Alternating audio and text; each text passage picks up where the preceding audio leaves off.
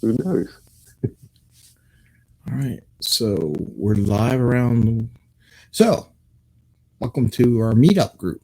This is our 5amMesterScrum meetup group.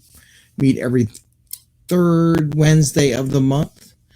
Working on some ways to make it easier for people to log in, such as Mr. Rob Jackson, who just signed on. Rob Jackson is going to present next month, by the way. So that's probably good he's here. Jackson's going to present next. So yeah, Rob's presenting next month. And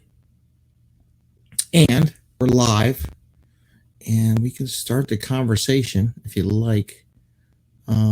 So this was a conversation that William and I had talked about in an interview we did last week, and we wanted to do something with a little meetup group to expand the conversation. And the conversation was two parts. One, talking about shifts in Agile, employment, what we're seeing out there in the world, and then also a report, which we'll dig into a little bit. And we'll get there. We get another visitor. With that, William, want to introduce yourself to everyone?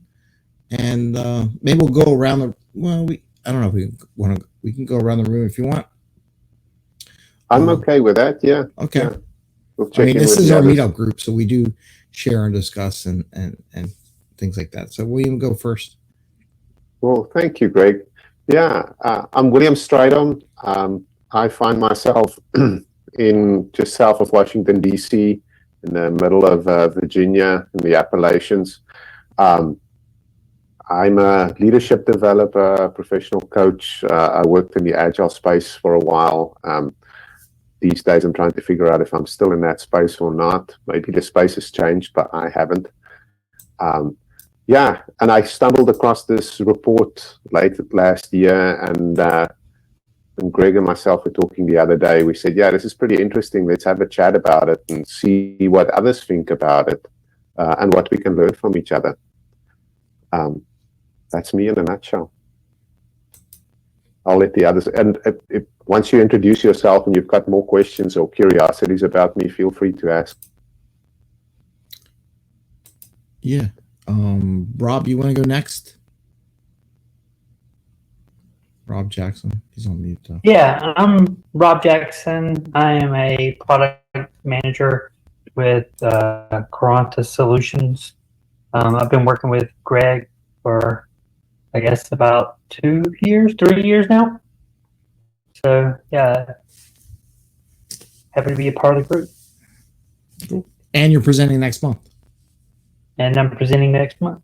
I suckered him into it. All right, Jerry. Hey, good evening, guys. My name is Jerry Stone.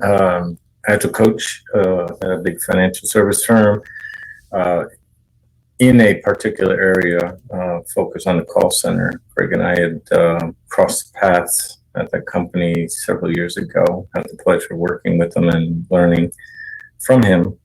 So I'm always looking forward to what he's creating and doing out there in the Agile world. Hopefully to learn more tonight. Cool. And Scott Walker. Hi, good evening. Evening for me anyway. Scott Walker, I'm a Scrum Master with a company called Orvis. We're an outdoor retail fishing, fly fishing, sporting company. So I've been a spotty here and there with some of the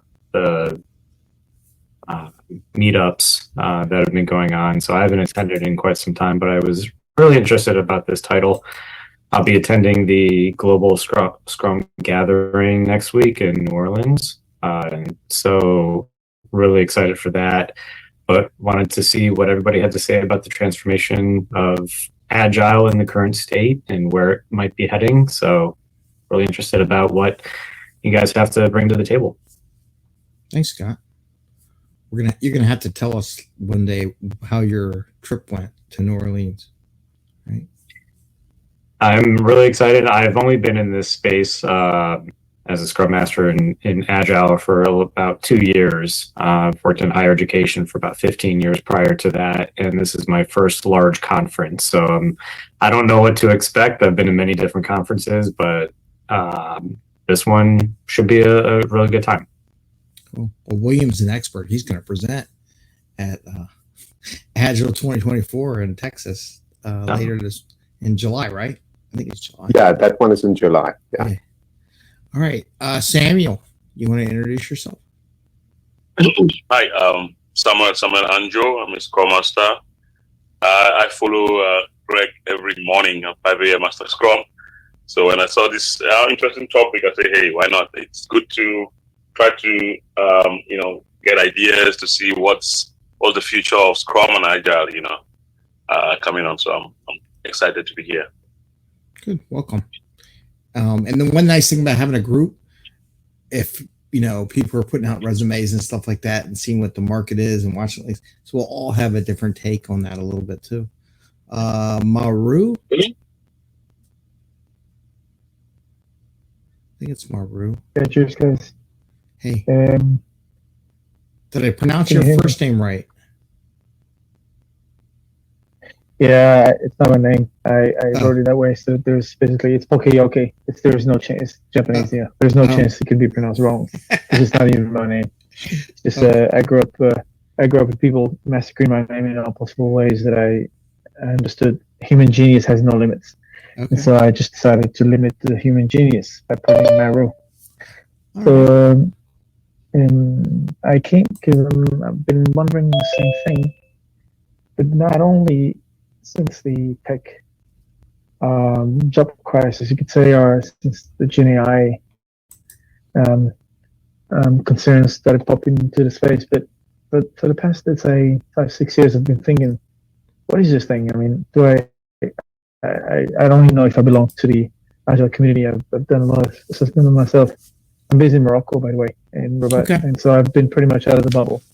I've fallen to this stuff 2007, but I've much more. I do freelance product strategy and architecture, but I'm also a data scientist, and I just don't know what Agile even is anymore or where it's going. So I have a double question. So I was extremely interested in listening to William or maybe discussing the topic. We'll put the onus on William. Myself.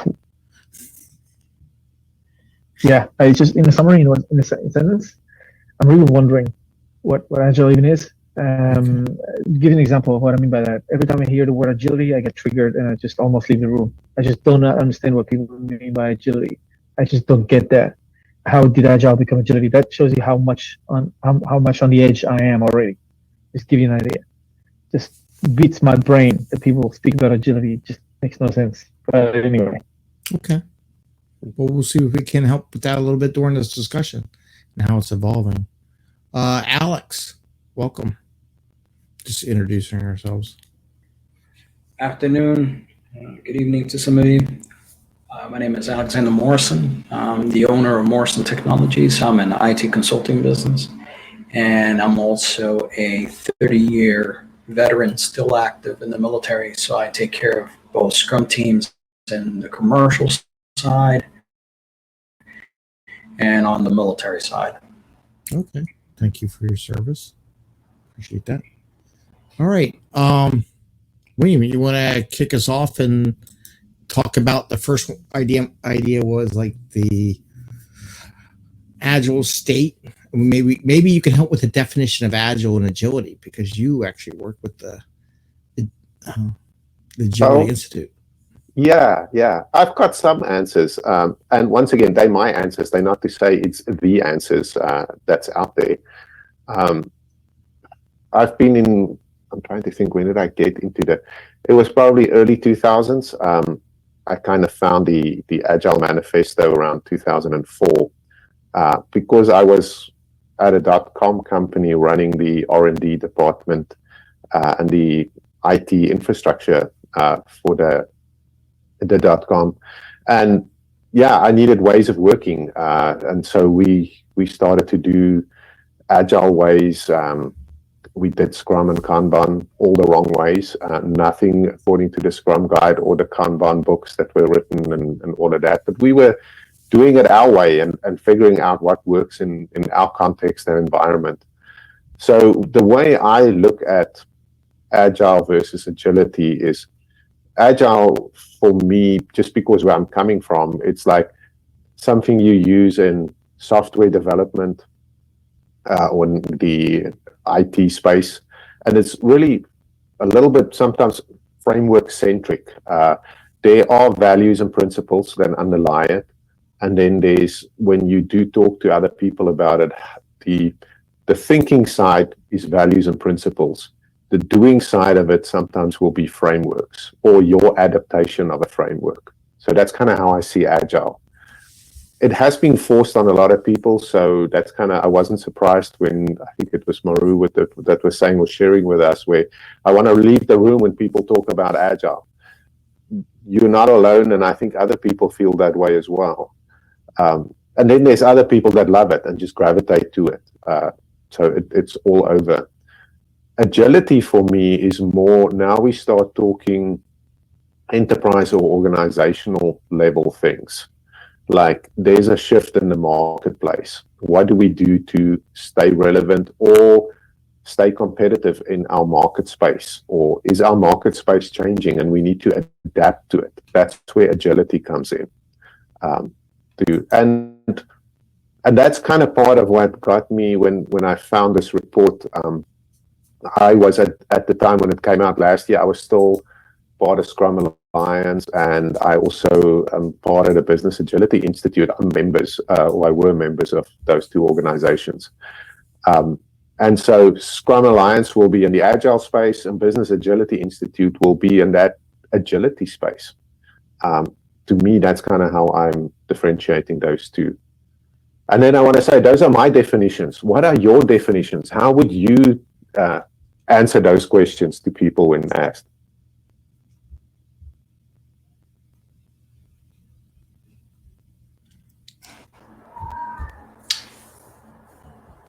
Just out of curiosity, who stated that they didn't know what agility was, or that they were repelled by that?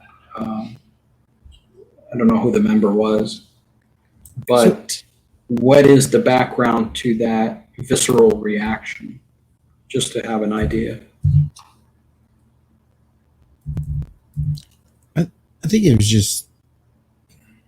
just hearing it. I think there was no, one of the questions that came out to me was, well, what is agility as far as the definition goes versus agile?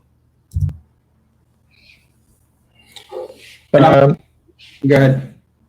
Yeah, it's not at all a matter of definition. I mean, it's the opposite. I get triggered when I hear the word agility, not agile. It was misunderstood. It's exactly the opposite.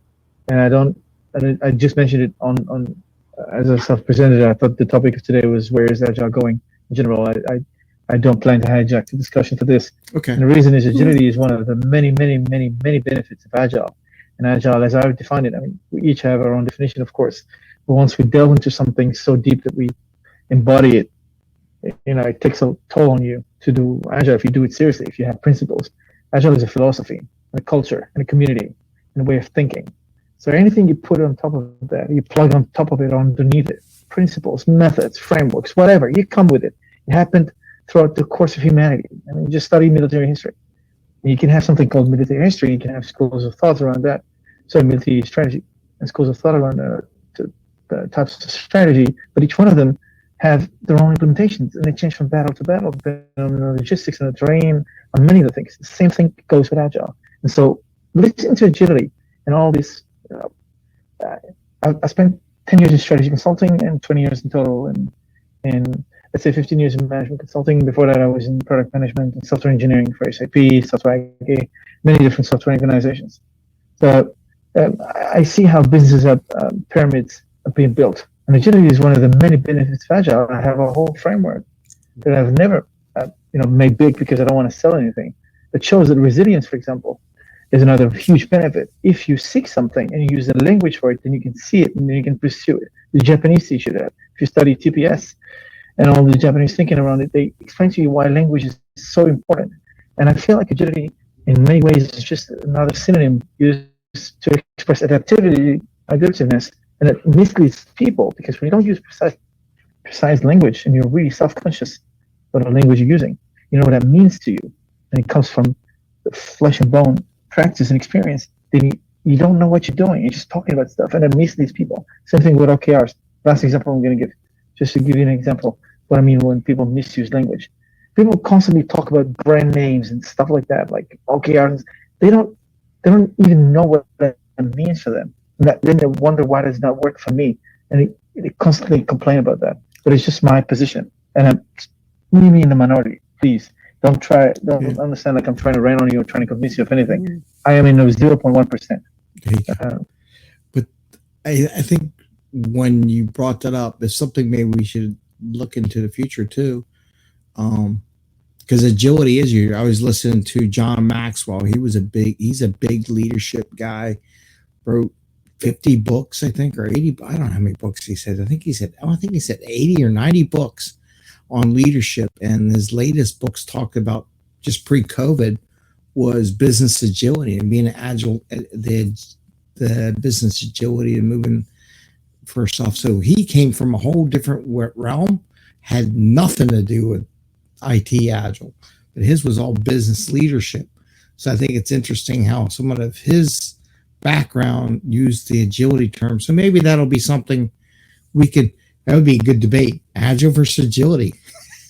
What does that mean? So I'll write that down as a good meetup discussion. Maybe we can get down into the depth of that. We can bring some more product into that. So we'll hit that. So on that note, the state of agile and from a job perspective or company, corporate stuff. And William, you brought up some things of that. You want to share some things you saw? Yeah, it's the last decade or so, I've been kind of working as a professional coach in the agile space, and a lot of that was either transformations or getting teams to move towards high performance. And it was interesting, like a decade ago, you could go in and say, I'm going to come and help you become agile, and people, that would be a selling point and it would work. And then I started notice and this was probably when the pandemic started in 2020, it was still going, but in 21, 22, something started to shift. And that's something that to me, it was, they started to capture it in this report, the skills in the new world of work, where they were starting to notice organizations aren't looking for, you can just come in and help me become agile.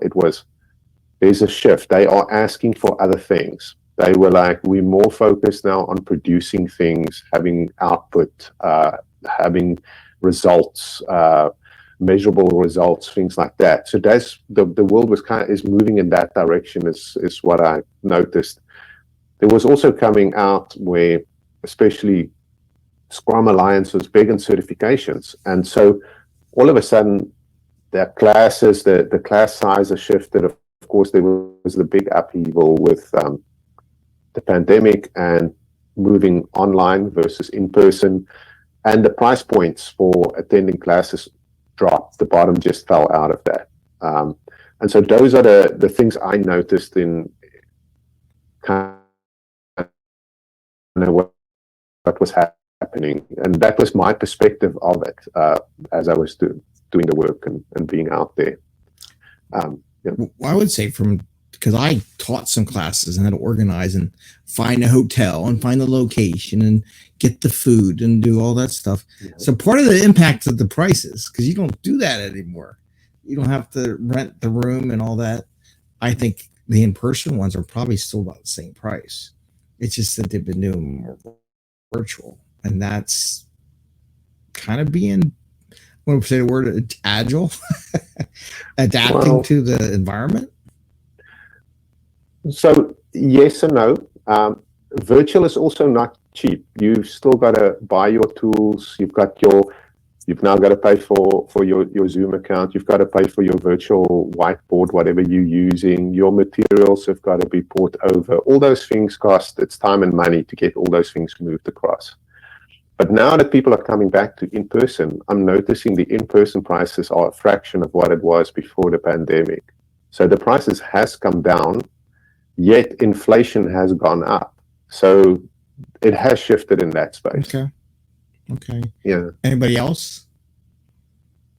I'm just trying to register for class lately. Yeah, I guess getting on that shift, we'll get into the paper in a second, but just the mentality, and we talked about this the other day, was, and you said something to me. I've been doing this for a while. So the project management world had the same problem. People would complain, oh, we got all this process and we got this, but we're not delivering anything. We're not making any money. So the phrasing you use is the exact same word that the PMP world was going through as well. And then Agile came in, oh, we're going to deliver more product, right? My fear is a lot of those, I'm a PMP. A lot of things in there I appreciate. But that project management PMO world became the Agile PMO world, and they just transferred what they did there into the Agile hierarchy and brought process and things, but they didn't not necessarily say we got to build product. I think they got back into the old crux, if you want, or crutches of that old PMO shop, which is, here's your process, follow the process, got to be that, and it doesn't matter if we produce product. Because I had the debate with people who were hired to fill in the blocks as when we were doing our certifications and stuff. And I'm like, well, I don't need to do all those stuff. They don't apply. And they're like, what? But they didn't understand what check marks they were filling in the box. Yeah. But some cases, I was the actual one who created the check mark in the first place. So I really know where I was there. And they're like, oh, we need that. I'm like, no, you don't. I'm the one who put it there. I know why you don't need it. And they just didn't understand. And I think a lot of that transferred into Agile, where people were becoming, we have to do Scrum. But why do you do Scrum? Why do you do in Scrum, that version of Agile framework? Why do you do a sprint review? Why do you do a retrospect? Why do you do a stand-up? Why do you do, they don't know. They just do it. And you get that zombie Scrum, sometimes they call it, sometimes. Yeah, the cult one, yeah.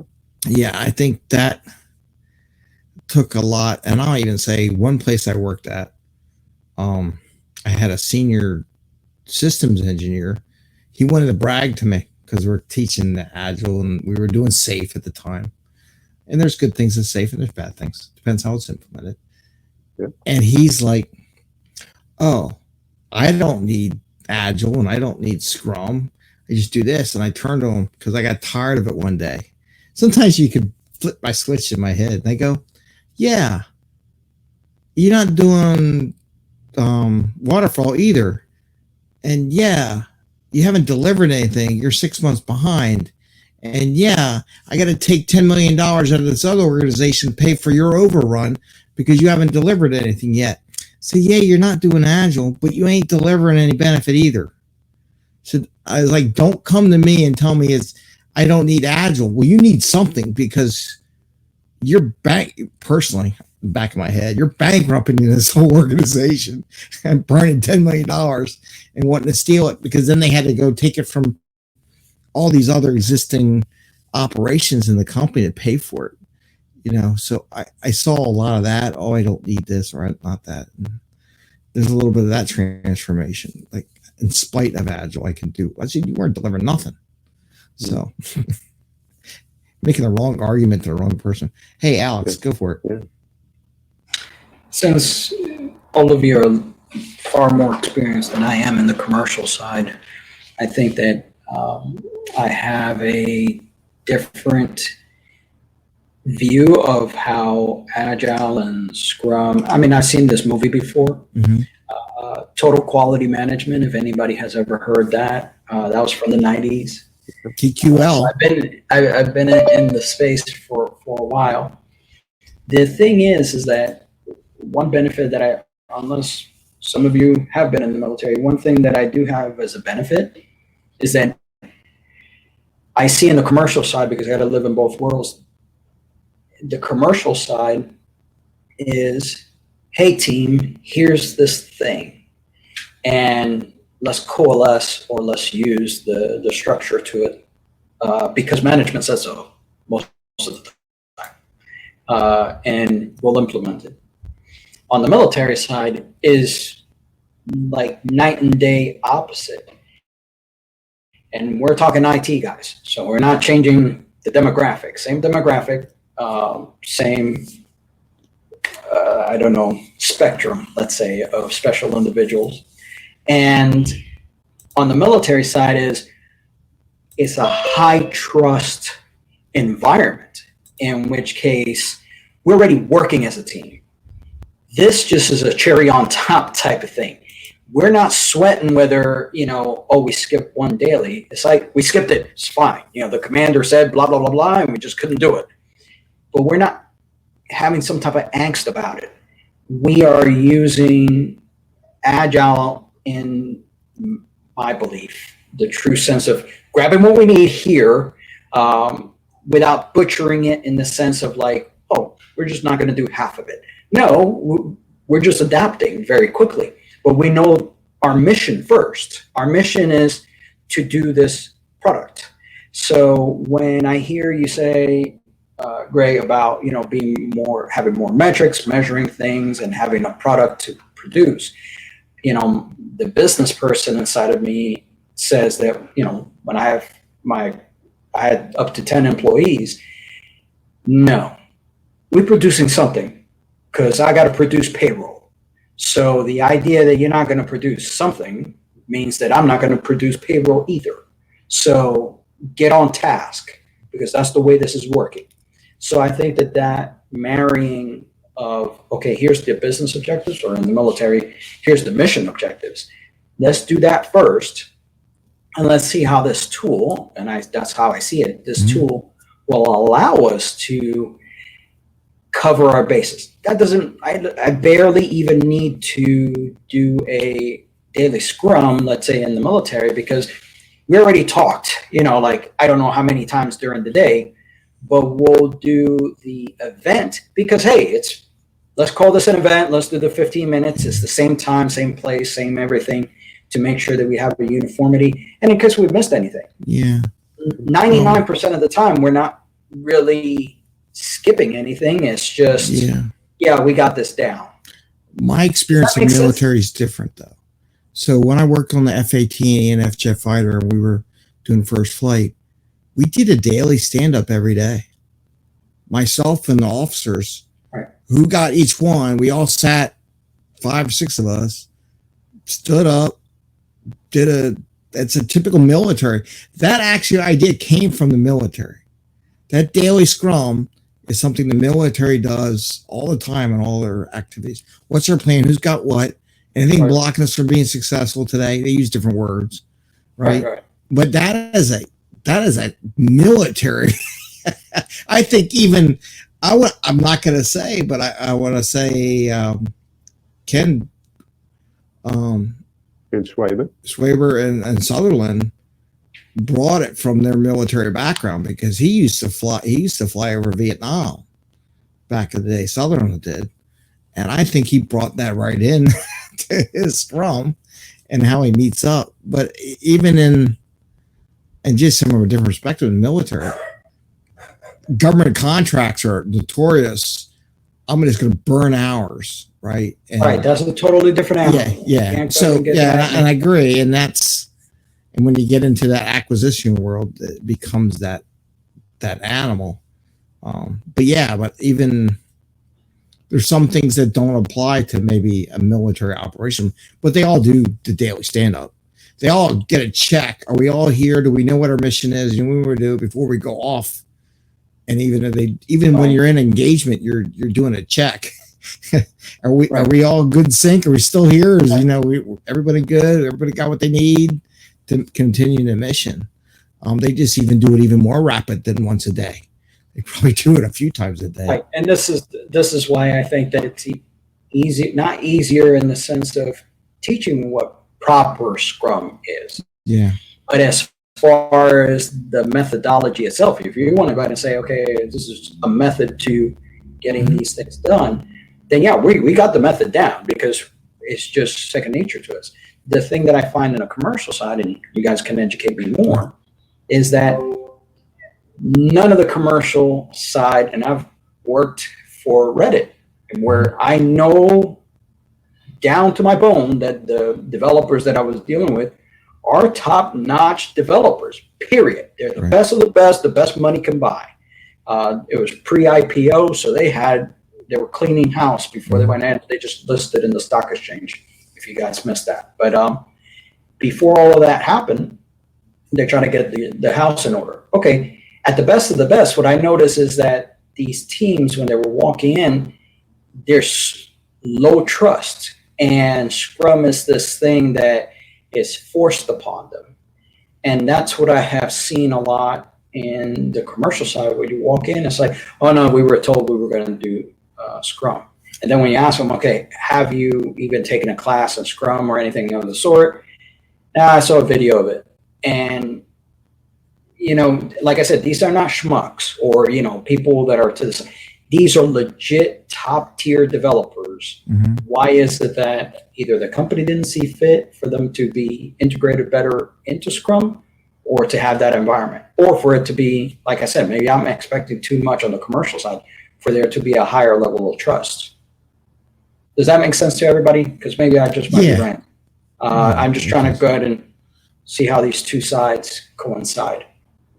Yeah, and then to me, there's this third thing where people will create their own ways of working. I've worked this was at a big pharmaceutical organizations where we were working. These people did not do daily stand-ups because they didn't know about it. And so we worked when we were working with them, I mean, these are also, like you were saying, very capable people, PhDs, MBAs, or multiple PhDs with MBAs, all on the same team working together. And so we would explain to them, what are you doing now that's really working well? Keep doing that. And then we would talk about what are things that you want to improve. And we can do light education for them around ways of working. And some of them would go, yeah, we'll do, they called it a huddle. We'll do a huddle 3 times a week. That's a huge improvement from not doing anything to 3 times a week. Because if not, then these people were out in the lab doing work. For them to be 15 minutes away from a big experiment they're doing, it's like, yeah, no, we'll huddle tomorrow. That's our day to huddle so that we can get our work done, because they need to keep producing things. So that's kind of where I'm going. I don't hold a Scrum guide as that's the ultimate. It's just the framework. It's a suggestion. And that's how I take it. For me, is if the people start living into the spirit of it, is we will connect and talk about our work and how we as a team will move things forward. I've had other organizations where they did not do a daily stand-up at all, because it was built into their way of just going through their day. In the morning, the team would go and grab their coffee together. So while they do that, they would talk around, what did we do yesterday, things like that. They'll come back, what are we going to do today, things. Then they start doing their work. And they will go and have lunch together, and they'll talk about their work again. It's like Alex, you were saying that these people were probably doing that kind of coordination, because that's kind of what a daily Scrum is all about. It's just a really minute planning at the lowest level. These people were doing it 2 or 3 times a day. So why would I tell them you can only do it once a day if they're doing it 3 times? More frequently is better. So I have a lot of opinions on this. First of all, it is called the daily Scrum. I'm very nitpicky about using the right terminology, and the reason is because when you have especially newbies, they don't know what you're talking about. If they've gone through a CSM, they know the word daily Scrum. They don't know stand-up. They don't know huddle. So that's something I'm very nitpicky about. Second of all, the 3 questions, that's pre-2020. That is not correct anymore. It is not a status meeting. There is a huge misunderstanding as to what this meeting is about. And I feel very strongly that it must be done. It's usually best to do it in the morning. It's not about what you did yesterday, what you're going to do, and impediments. What it is about, if you look at the 2020, and this is the problem, I think, nobody actually reads that guide. They make statements without reading that guide. Okay, the guide says that what you're going to do is the developers get together and discuss where are we at with the work in progress towards the sprint goal and the increment. It is not a status meeting. Correct. So Correct. the best thing to do is to, in my opinion, in my experience, is to bring a burn down chart. And that burn down chart gives you a picture that's worth 1,000 words to be able to figure out, are we behind? Are we ahead? And if we're not, how are we going to mitigate that? Okay. I have seen teams that do not do a daily scrum, or they do this BS on like Discord. And I can tell you that, and I have a hell of a lot of experience, those teams that don't do a daily scrum or do something like that, for the most part, either fail or they're lower performing teams. That is a developer-owned meeting, and that's pre-2020, by the way. That is a developer-owned meeting. You do not need a Scrum Master at that meeting. They are not required. It's all about the developers planning mitigation if they are behind in that if they're behind where they need to be for the increment. So whether that's pair programming, whether there's impediments that have to be dealt with, whether it's swarming, whatever you have to do to get that increment back into being delivered on time. I see a lot of people, and it frustrates the hell out of me, that have no idea what they're talking about. And you can tell because what they talk about is so different than what's in the Scrum guide. And the only thing that I can attribute to that is to pure laziness, because we're talking about the guide is like 4 pages long. And by the way, I know they call it a guide. It's not voluntary. There is a specific clause in there that says if you are not doing Scrum in its entirety, then you are not doing Scrum. You are doing something else. And just to finish up, and I'll make this as brief as I can, before Scrum, anybody had ever heard of Scrum outside the term most people know, I was working in Waterfall and I was a developer, and I was tasked with an impossible task to get work done in Waterfall. And I said to my manager, I will take that task on, because she allowed it to be voluntary for me because I had the best performance on the team. And she said to me, what would it take for you to take this on? And I said, I will take this on if I could work in a different way. And she said, well, what do you mean by that? And I said, I cannot get this done in the time frame that you need it done in the budget that you need it done, by working in Waterfall. And she said, well, what the hell are you talking about? And I said, let me go away and think about this. 2 or 3 days later, to make a long story short, I came up with what we now know as Scrum today in its entirety. I didn't have the name. I didn't have the names for the events. I called, for instance, retrospective, I called it lessons learned.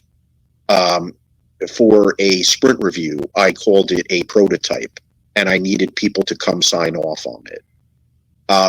So I had all of the same exact things in Scrum. And how did I come up with that? I took Waterfall and I brought it to its leanest, minimalist specifications that I could come up with. And by the way, I also came up with pair programming, and I also came up with swarming, but they weren't the same words.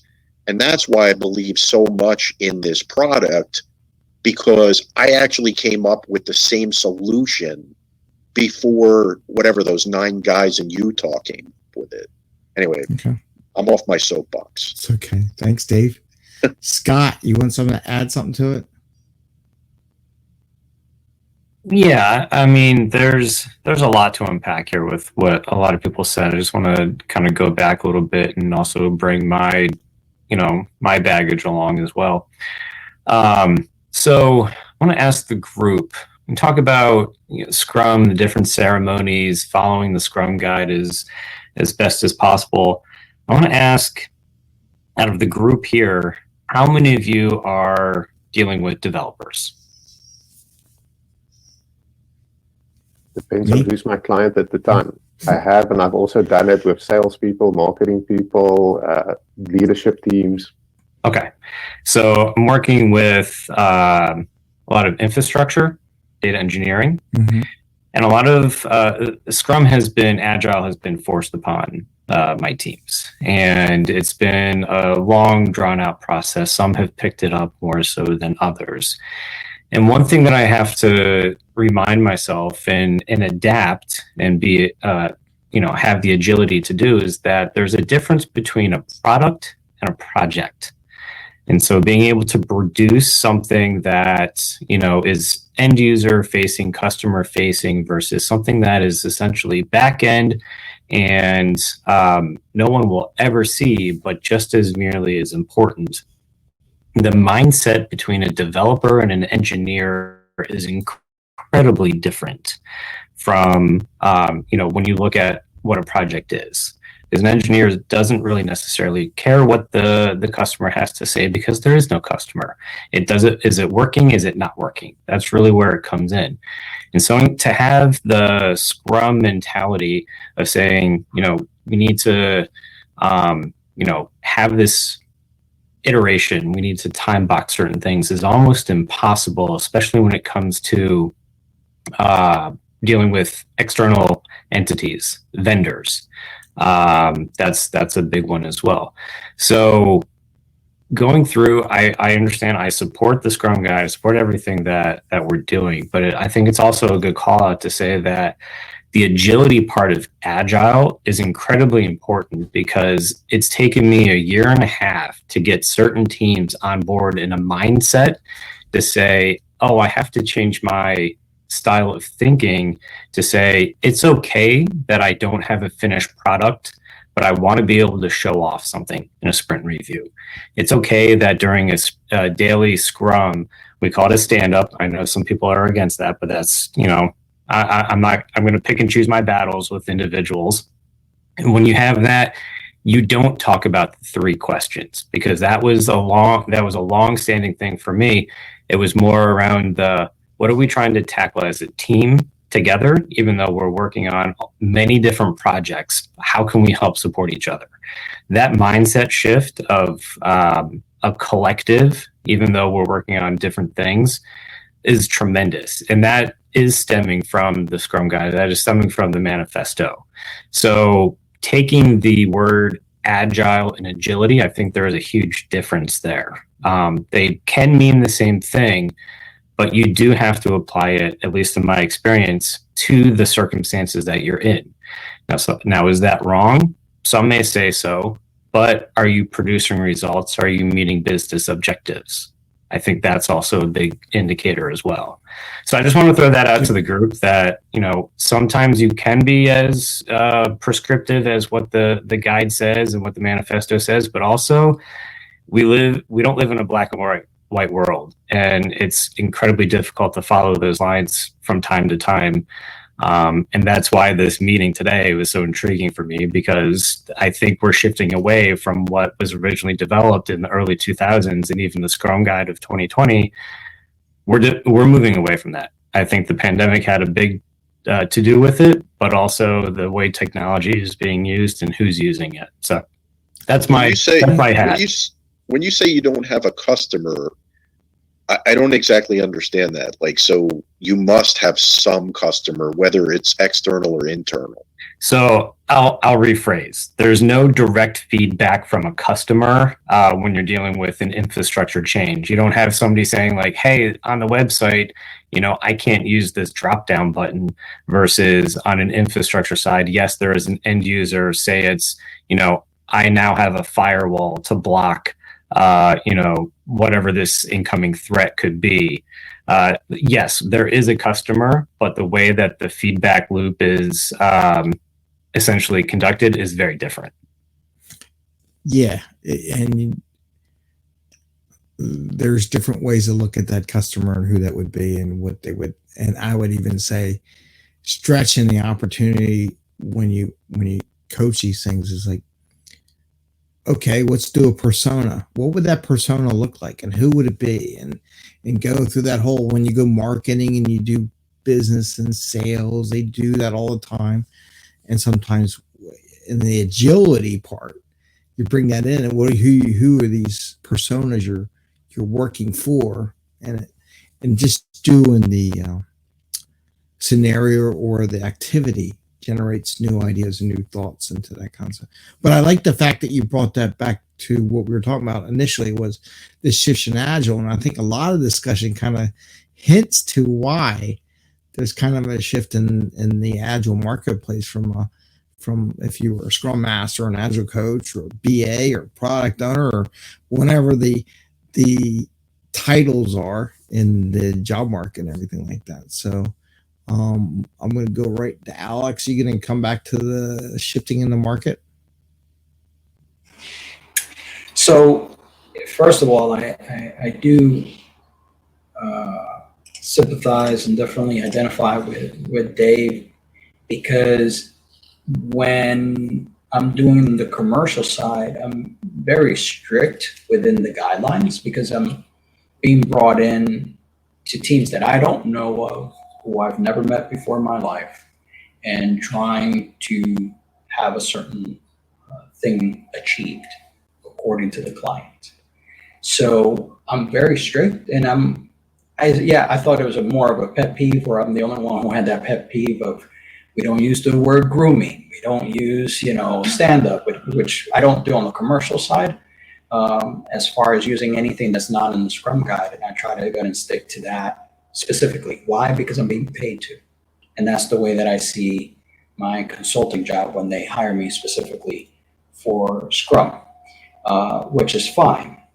On the military side, which is why I'm trying to go ahead and, I've been in for 30 years, and it takes a minute to kind of see both worlds. But in the military side, we just don't have these issues, as I think it was Scott, mentioned, Scrum was forced on people. Like, that's what I see on the commercial side. Mm-hmm. In the Air Force, we don't care.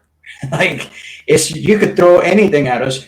Literally, we're the definition of bureaucracy, which, I think in the last meetup that we had, bureaucracy is not a bug, it's a feature. And in the government, it is a feature, and you have to go ahead and deal with it. It is not a bug or something to get frustrated about. It is just the way it is, and it's meant to be. It was born to be that way. So for us, seeing any new tools that we can use, great. But as far as agility is concerned, per the definition, no, my teams are, the agility of my teams is top notch. We're just using this framework to say, hey, how about we just go ahead and even it out, meaning instead of having a ton of peaks and valleys and so on and so forth, let's try to go ahead and make it a little bit more stable. Not so much for the older guys, for us who have been around the block 80 years or whatever, but more so, I have, in the military, you don't choose your people. You don't even hire your people. You're just given people. So the idea that I have an 18-year-old, a 20-year-old, and a 21-year-old mm-hmm.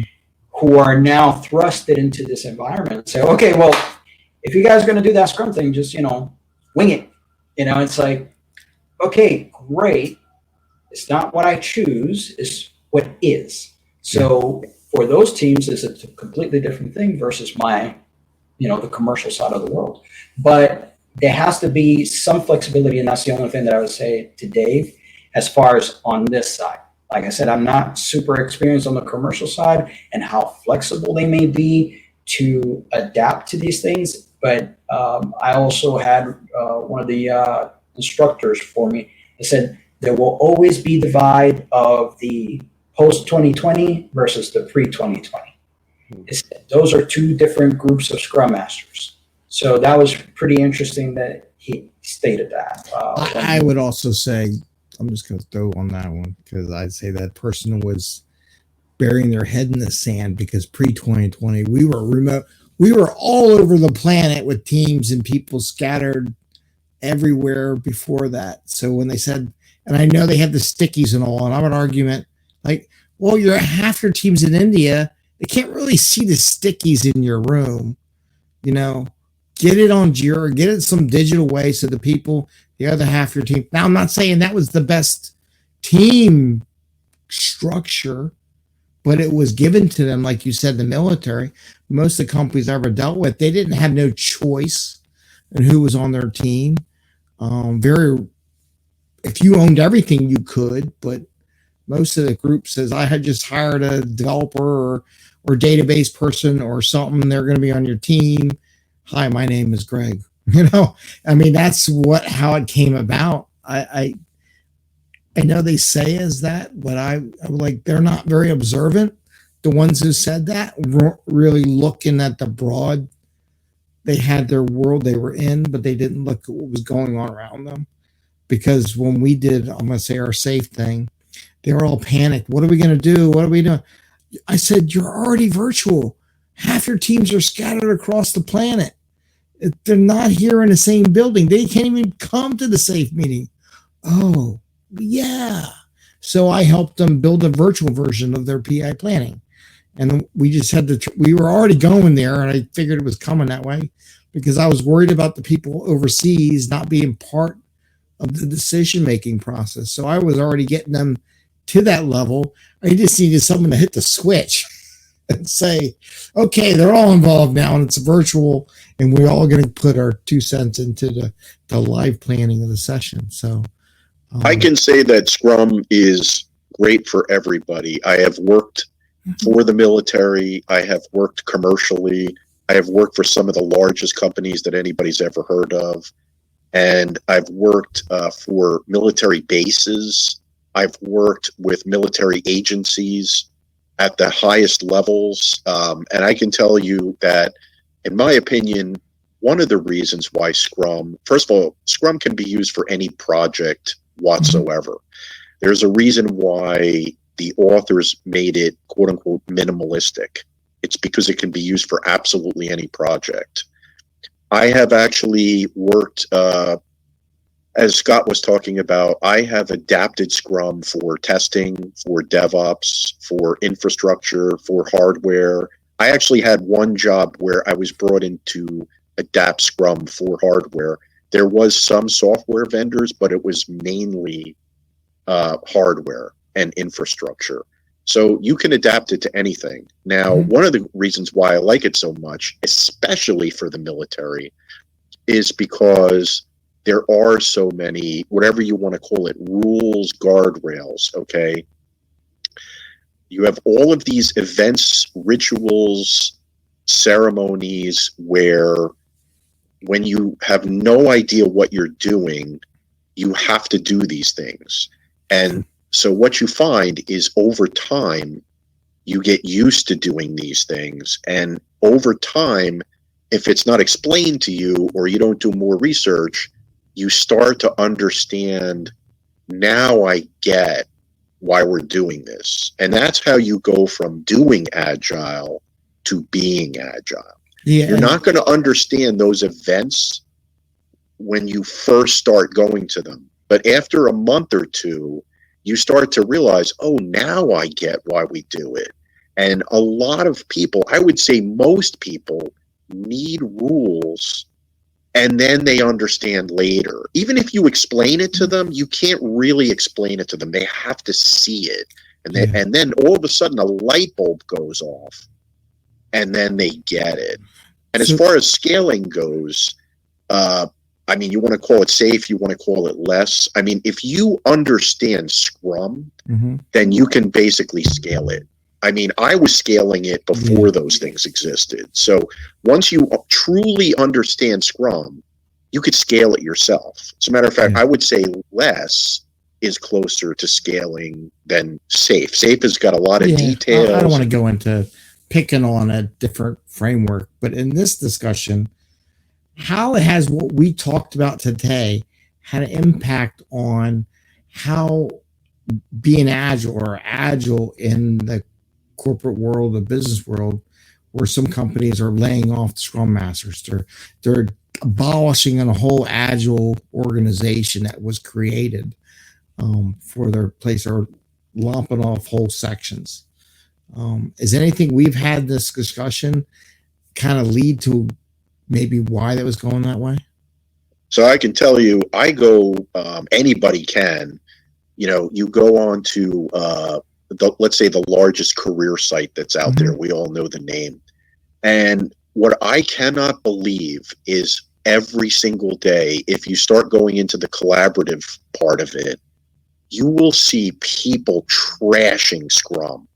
And what makes me laugh is these are the same people that are getting all these certifications and making tons of money, putting food on their table, feeding their families, paying their mortgages, and they're the first ones out there to be trashing it. And you know what I say? Like anything else, you're welcome to leave. Goodbye. And when you have people internally that are trashing these things, that don't believe in these things, and yet they're like out there doing it, what do you expect? And then the other 50% is you have people that have no business being in this space. If you looked at the pandemic, well, like we were just talking about, you have people that have no idea what Scrum is, or Kanban, or XP. They have absolutely no idea.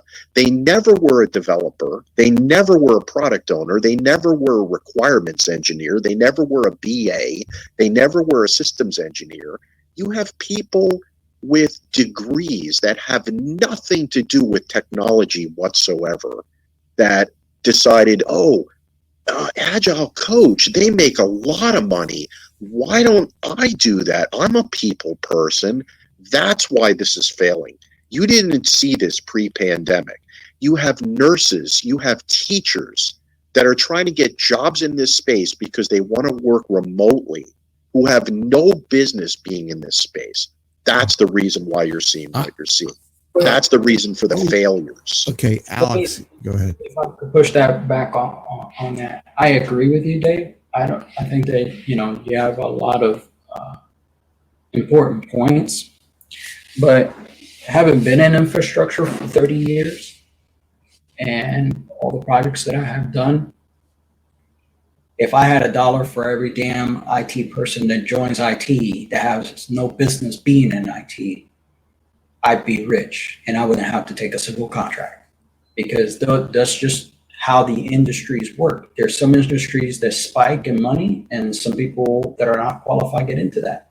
But I think that overall, if there's a change in what I see in the marketplace for Scrum or Agile, and I'm seeing it at the upper levels in the commercial space, is the same concerns that I have as a business person.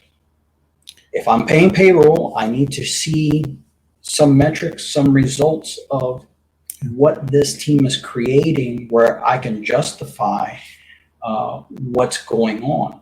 And I think that while I wouldn't say a Scrum Master's job is to go ahead and lay out the business objectives in these teams, it is their job to be, by default, make their teams effective and take care of their teams. So they need to go ahead and have some type of focus, business focus, so that these companies who look at these teams, and they unfortunately through bad management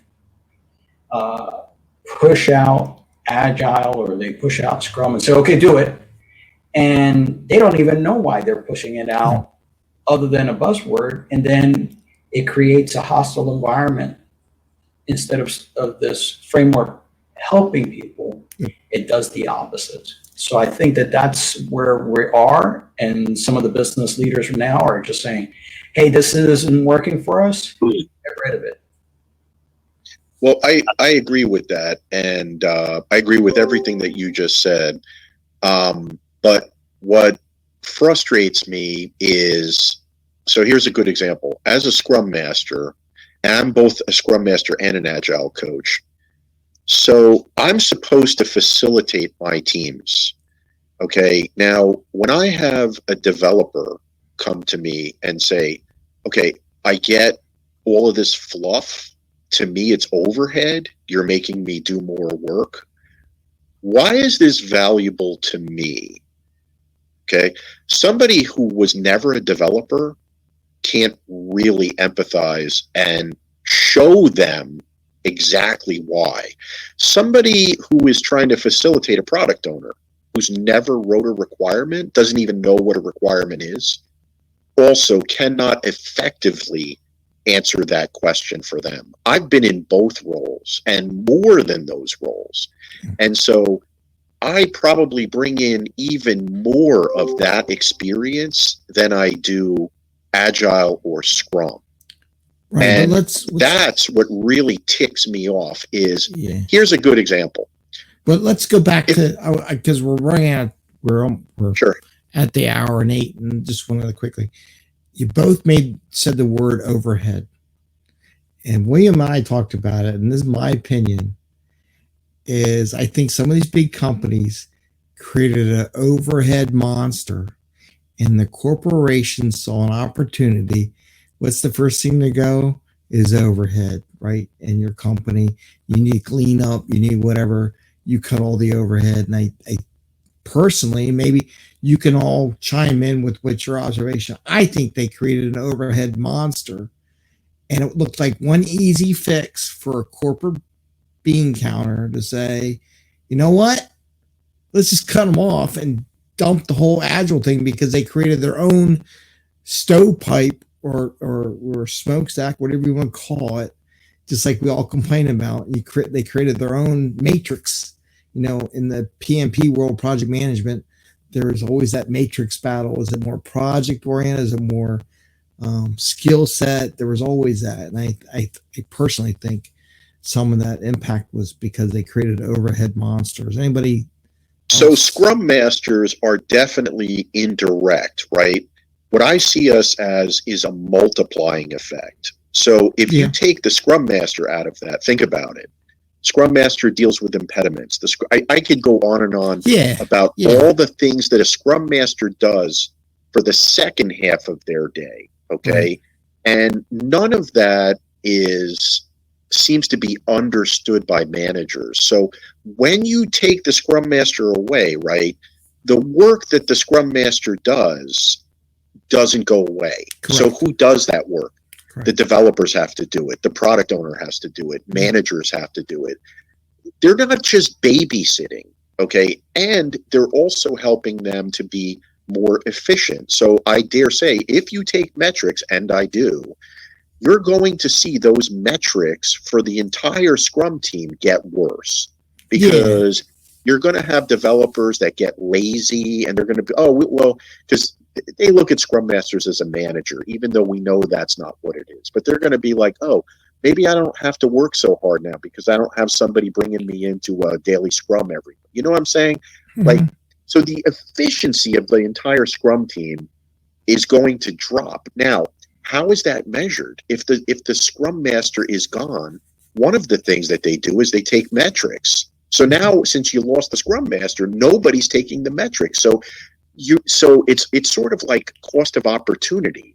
You don't know what you lost. Right. I totally agree. William, you look like you had something you wanted to add. Yeah, Dave, I agree what you talking with and sharing as your point of view. It seems to be working well for you, so keep doing it. I wanted to ask, have people looked at the report that we put the link on for the meetup? You want to jump over to report real quick? Yeah. I can share it. I'm going to share a report. So this is, if you haven't looked at it yet, I'm going to share my screen. Skills World. World of Work. Scrum Alliance and Business Agility Institute shared this one. There's a link up there. I'm not going to share the whole thing, but I figured I'd just kind of show some of the things they had in there. William, you want to add? Has anybody seen this report besides us? Yeah, I looked at it. I scanned it a couple of days ago. I scanned it, but I'm very familiar with the AI stuff, so Yeah. I just went through it. First time seeing it. William, do you want to add I anything haven't, or highlight I haven't something? seen this. Okay. Yeah. So part of what the illumination that's coming out of this is they were looking at it. What's a demand? What is the corporations asking for these days? So they had some findings here, and part of what's starting to a big shift that's happened here. A couple of things. One is people are starting to look more for skills and not roles. In other words, what Scrum Masters, product owners, and other people, Agile coaches do, are now they're not looking at those in roles anymore. So you're not going to fill a role in an organization with it, but they're looking for people to have those skills. I don't know if this will work out or not, but this is kind of what this survey has illuminated in this report, is organizations are going, we're looking for skills. What skills are they looking for? That's on page 8. You'll notice there, if you can scroll to that page for a quick. Good. Yeah, sorry for being a backseat driver. That's Yeah, okay. Thank you. The top one, this even was in previous reports that they put out. It's around communication. Technical skills came in second. It's always there. And then things that are more regarded, and you'll notice they've got gears and people. People are ones that are soft skill orientated, and the gears are more like hard skill things, like tools and software, technical skills, things like that. So just something to note there. What are these skills that organizations are looking at? Then the next thing is, this is on page, not 16, page 8, sorry, where they are now, what organizations are looking for, where in previous iterations, everybody was always talking about having T-shaped skills. You have one skill that you're really good in, and then you can do other work as well. So you can kind of be a generalist, but you specialized in one area. Now, organizations are looking for people to have two generalizations. A generalization still, but two specifications, like becoming pie-shaped. So that's kind of where Dave was talking earlier about you're a developer and you can also facilitate a meeting, or you're a developer and you can also tell your stakeholders what are you working on and what it's going to be. So all of a sudden, you're not going to have possibly a Scrum Master or an Agile coach anymore. So somebody on the team might have those skills, or there's going to be a manager that will come in and help coach the team. So you'll have managerial skills and you'll have coaching skills, things like that. So people are starting to look at the world this way. Now, if you look at the report on some of the next ones, organizations are also finding it hard to find these people. So just something to notice. It's something the world is moving towards. They may be there for certain people. They may not be there for other people. It's because basically, if you look at the world and the way that it's been, is everybody is a specialist. So you have a lot of people who, Scrum Masters, Agile coaches, they are specialists. And I don't see the point in asking them to code. I mean, if you said to me, I used to code. If you said to me, okay, now you have to code, well, you're going to lose something there, because you could just hire a coder, right? So I have to spend about a third to a half of my day, quote unquote, babysitting. And then the other half of my day, I have other things to do. I have to go into Jira. I have to meet with other teams. I have to meet with management. Okay. What's going to happen to all of that? I'm not working 16 hours for you. So what that means is that gets dropped. So there's no work for free. And I think the problem is that for some reason they've got it in their mind that Scrum Masters are useless, or they're just, I've been told this, quote unquote, babysitters. Okay, Right. I don't see them as babysitters, but a lot of managers look at them as babysitters. Yeah, but I think, but that's good. A lot of work is going to get dropped. There's nothing is free. but I also think Agreed. some Scrum Masters created their own worst enemy. I've seen some that would say in the past, even pre 2020, oh, I don't need to know anything about the technical side. I don't need to know anything about the business side. I don't need to know anything about writing requirements, because you mentioned all that stuff, Dave. And they would just like, I just need to know Scrum. This is all I need to know. And my thing is, well, if you, like any new hire, within 6 months to a year, you should know a good understanding of what your team is doing. You're not coding. I mean, I can code, but I'm not coding 24/7 like the developers are. You don't want me writing the code because I'll put so many bugs in it, it'd be ridiculous, right? I'm not an expert. I'm not that skilled in it as much as they are now. Like you said, the depth, but there's so many people have said, well, I just need to know Scrum, or I just need to know Kanban, right? So Look, I can tell you that I've spent a lot of time with such BS stuff, and these are like impediments. So, like for instance, I'll just give you an example. There's a tool that one of my teams uses, and rightfully so, they want to limit the access to checking in, checking out code into the code base. So, because of that, especially when people are on vacation or missing, I, as a Scrum Master, would be one of the people that would have access to that. Now, I can't tell you how many hours that I had to spend checking code in for people, okay? None of that gets looked at as something, or maybe managers aren't aware of it, but we're the ones that help with the impediments. There was nobody else to do it. Now, if you add that and you add up all the other things that nobody thinks about, who's going to do that work? Do you want to waste a developer's salary on stuff like that? That's what gets missed here, is management truly doesn't understand all of the BS that we have to do that you don't want to pay a developer to do. The developer should be working on the code. Yeah. Yeah, there's some people saying, Alex, you got something? Yeah, first of all, I think Samuel was going to say something, so I don't want to go and cut him off. Samuel, did you have anything? yes, yeah. So I was following on keenly on what Dave said there. I'm thinking, I mean, and then if you look at this report, the one pie-shaped professionals, that's where I have a feeling that, you know, the corporate world is going, because they feel that the agile space and Scrum Master specifically, they are just babysitting. It's interesting for us to look at it. I think that one of the things is that the way when Scrum was developed, it made it so simple. That's the only career you see somebody comes there with no specifications. I was looking at Indeed, for example, you know, even to just be a delivery driver, sometimes they ask you for a GED and stuff. And people just make it simple as okay, Scrum, anybody can do it. So that's why you saw teachers left their jobs, nurses left their jobs. I thought that's one of the issues. So there should be some minimum requirement for you to, even though there's a certification, and again, many people just go and get the certifications and that's it. So I think that you have to structure it in such a way that there's some minimal specification to screen out, you know, and get, you know, the cream of the cream into that space. That way, I think the business is going to start seeing the value and all of that.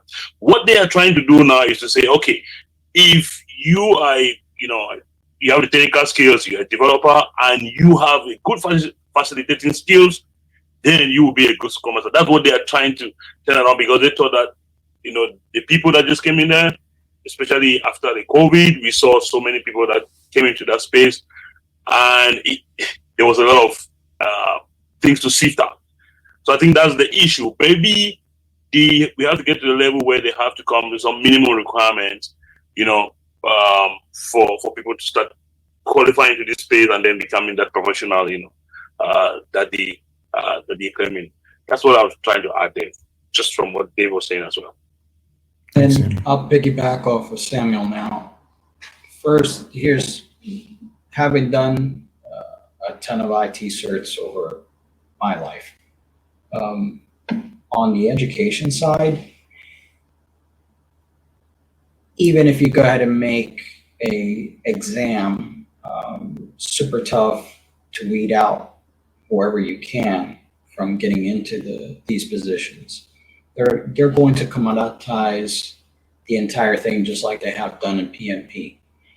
Again, if I had $1 for every stupid message that I get on LinkedIn about how to quickly get my PMP tomorrow, I'd be rich. I wouldn't need to go ahead and have any contracts. Why? Because it's an industry of its own, and it has been an industry of its own for IT certifications as well. I think that should there be pre-qualifications to have a job as a Scrum Master? I believe so. But I don't think that because of the need or the hype that Scrum went through and Agile has gone through, the need to fill it was, okay, we'll take anybody, whoever has anything to do with Scrum or Agile, we'll take them on board. And I think that diluted the quality and things. And also some of the problems of people getting rid of some of that, quote, overhead because they don't see any value in it. And this is, my 2 cents here in working both environments.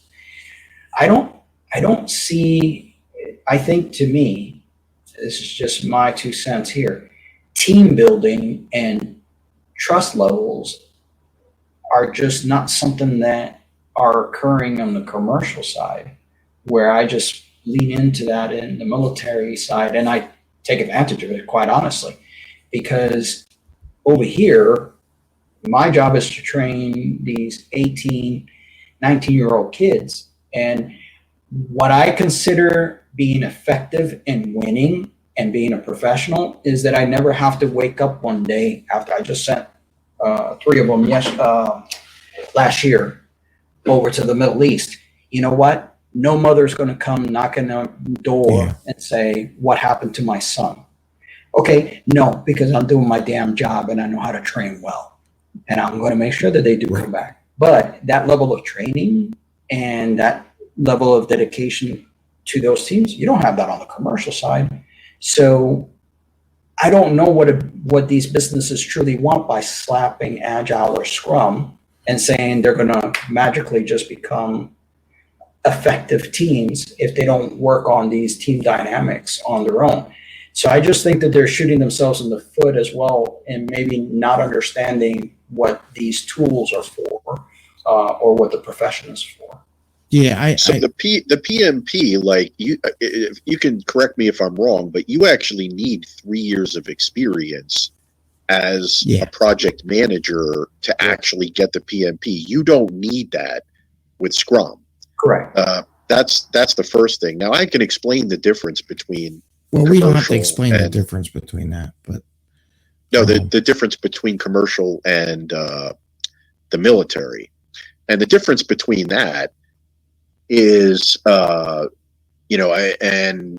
know of experiences with commercial where I've seen managers being the Scrum Master of the reports. Okay, so there's going to be no trust there. I've seen where Scrum Masters have to report directly to the developers' managers as to how they're doing. So there's going to be no trust there. So this is the type of thing with commercial. So a lot of the hierarchical practices actually cause their own demise. And when you bring this to them and you tell them this, they don't care. Yeah, I give an example, just my own quick coaching, because you mentioned the teamwork thing and where we're going in the state of Agile.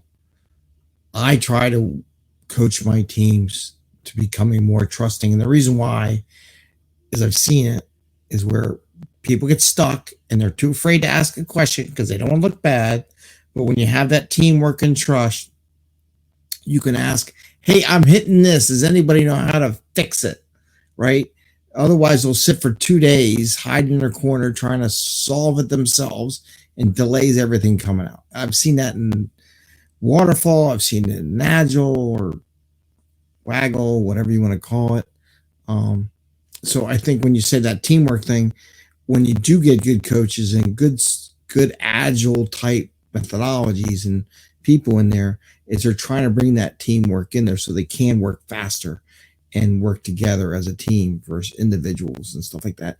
And I think a lot of these Agile frameworks expose a lot of those missing gaps that really make teams work well, right?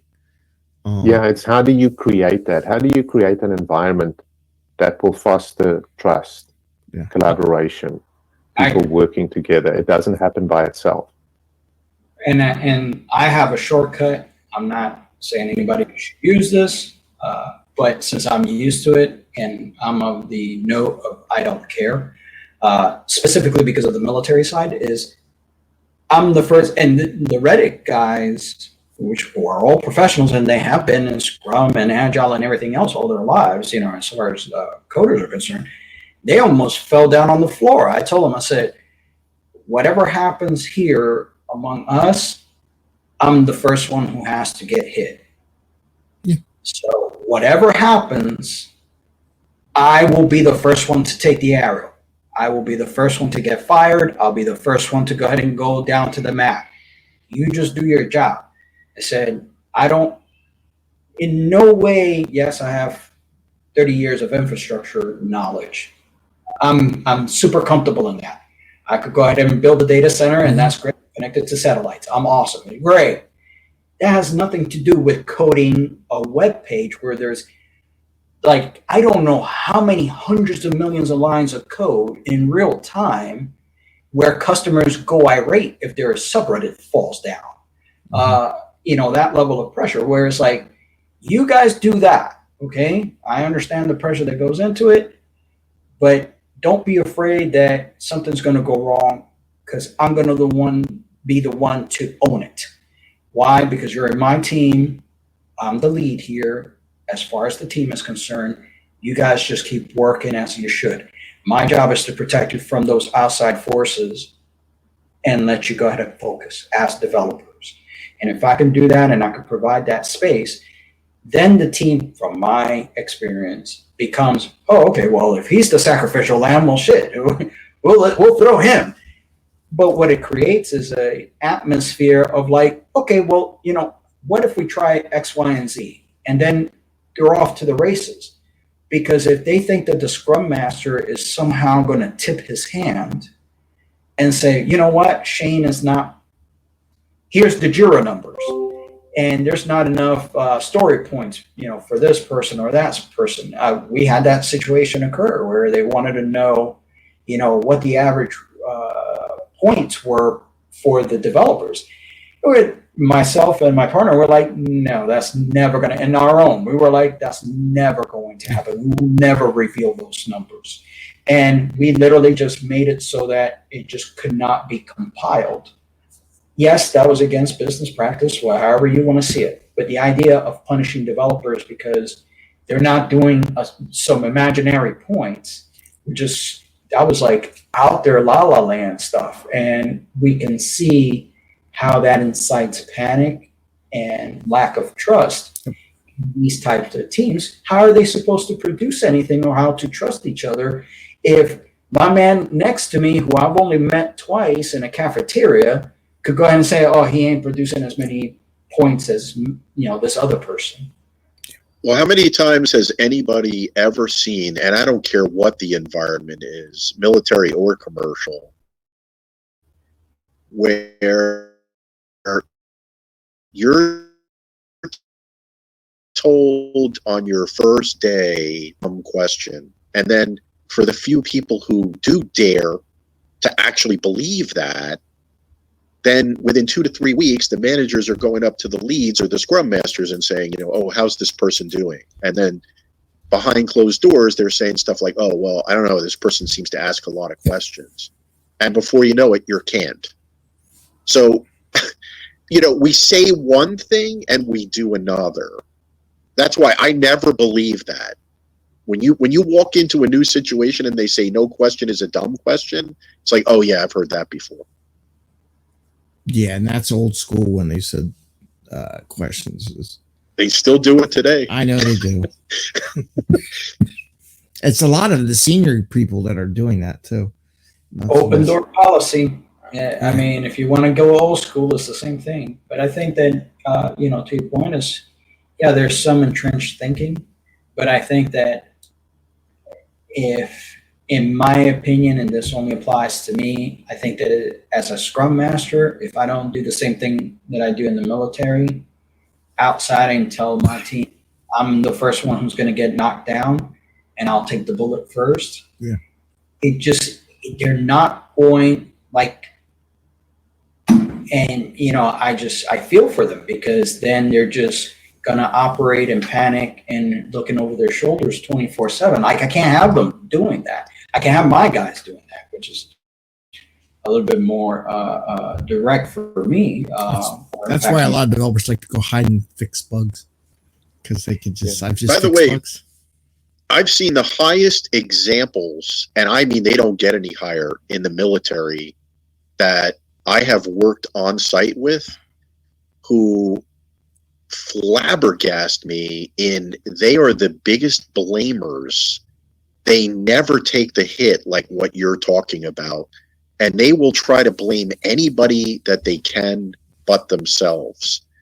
And I've spoken to other military people about those particular people, and what I have gotten as feedback is things have changed over the years. Leadership in the military is not what it was several decades ago. They are more blaming. They don't take the hit. The buck doesn't stop here. They say stuff like something to the effect of the buck stops here, but it really doesn't. Or this one. How about this? I'm taking full responsibility. Haven't we heard that by some pretty high military people all the way up the chain? The difference between military and commercial, because I'll be honest, I've seen both in both worlds. No, I agree with that. I agree. I'm just saying that, and I'm sure that he's saying for what himself. I'm sure that that's exactly right. But up the chains, I've seen the opposite. No, but that's the point, and that's the thing. I think, having been in the military for still going on 30 years now, I can tell you without a doubt that it is a threat. It's not that it's absent; it is a threat. And it's not a threat just in the military, it's in the commercial side. Oh, yeah. Someone up there is going to throw a rock from their window down to me. My job is not to go ahead and change those people above me. I will do whatever I can to work. My job is to protect the people behind me. That's why I have to lead and be the front person. And then as long as they feel comfortable that I'm going to be the lead and the front person and take the hit first, that allows them the breathing room to maneuver and do what they need to do. Does that mean that there isn't corruption or things that could go sideways in upper management? I don't know. If there's a professional here, they're going to tell me that they have not seen that in their career. You have a very short career. I think that's getting off the topic here, and I know we're coming to an end. I just want to bring up one more thing here. The role of certification. This is my favorite, because you mentioned some certifications and people doing things and getting things. Yeah. From a job perspective, right? William, go for it. The thing to watch here with is in this report, they don't go which certificates are important. They're just trying to talk about why certifications may or may not be important. Remember, this is around the demand of organizations. Like if you're looking for your next role or your next job or whatever you're going to do, these people are going to look then for that. They want to see 2 specializations. So what can you do to have both of those? And then when you have certifications, they now starting to put in their hiring process. What I appreciate about this page is they're talking about the perspective from the individual person and also the hiring manager. And it says there, only 23% of hiring managers stated that the certifications were not important. In other words, 77% of managers say certifications are important. They are the gatekeepers. So if you have experience that goes with your certification, even better.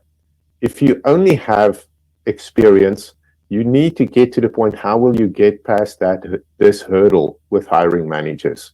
So just something to keep in mind there. And that might even go to what Dave was saying earlier about the terminology and how to use that. If you practice at one company, and I've seen them, it's our own thing. Well, how does that translate into another company if you're going to put a job?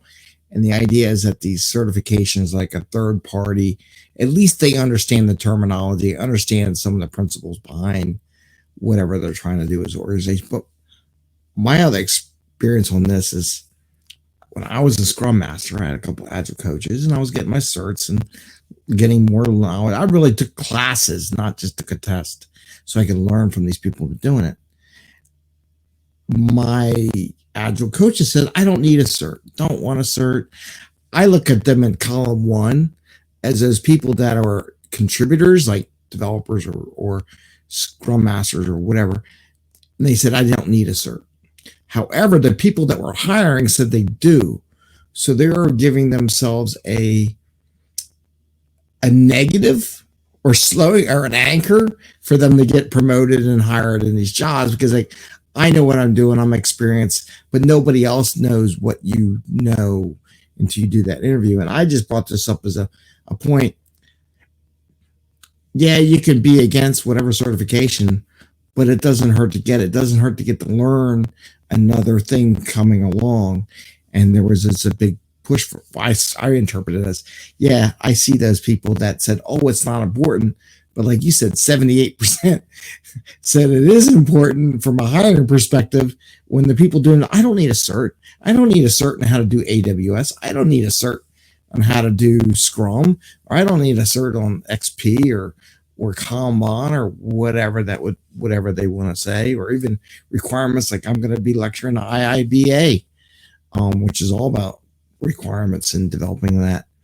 I think that the certification track, in the IT, the way that I teach the kids is, I don't need you to take the cert because I expect you to do something with that cert. The cert, when you certify, for me, as your career progression, means that you know the basics. That's it. You know the core fundamentals of whatever that certificate represents. And with that, the rest of it depends on experience, mentoring, and just being able to be out there as far as your skill set and using those skill sets. But outside of that, yeah, certification, whether we like it or not, is a sign that you're competent to a certain degree. Are there Ken Schwabers in the world that are just walking around and just because they have their name, they're going to need to prove anything? Not really. I'm that's different. Get a job anywhere. I'm not counting those people. Yeah. I'm talking the average person that's out there in the market, right? No, but it speaks to also that level. Yeah. Even for yourself, Greg, okay, if you're authoring books and, doing speaking engagements, at a certain level, people automatically can say, okay, he has a level of credential when he speaks about XYZ topic.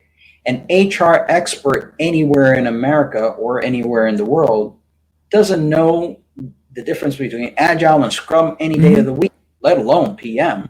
Waterfall and Agile, oh, it's the same thing. It's just all project management. Okay, that's cute.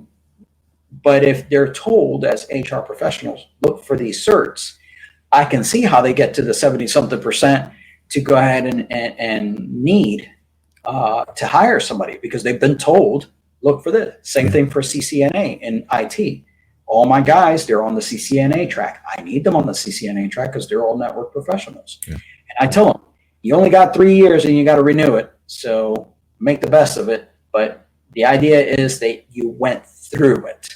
And that signals to all the other IT people who do hire or look to hire, that you know the core basics of network infrastructure. You got to know that, and you need to go ahead and prove that. Not sit on a call if you even get an interview. Yeah. Not Well, even the certifications definitely help you with the interview. Now, I could go one question deep, and if all you have is those certifications, I'm going to make you look like an idiot. Yeah, that's not going to happen. But one thing I would say to sum all of this up is my belief is we're going to wind up in the long term going backwards unless they start hiring back at a minimum Scrum Masters, because what's going to happen is that most people who cannot code or don't have experience writing requirements, that's going to force them to go into project management. So what that's going to do is now you're going to have crummier project managers, because there's going to be a lot of Scrum Masters that can fake their way through those interviews.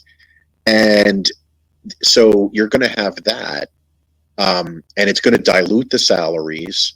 And the biggest problem that I have with it is most project managers or program managers are by definition waterfall. So we're going to be moving even further away from Agile back to the Stone Age again.